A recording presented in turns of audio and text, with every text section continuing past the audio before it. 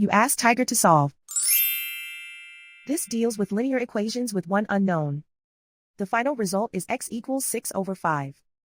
Let's solve it step by step. Group all constants on the right side of the equation. Subtract 21 from both sides. Group like terms. Simplify the arithmetic.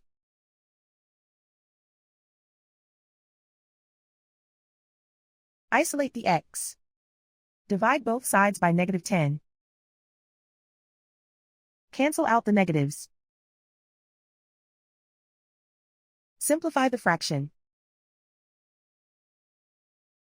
Cancel out the negatives. Find the greatest common factor of the numerator and denominator.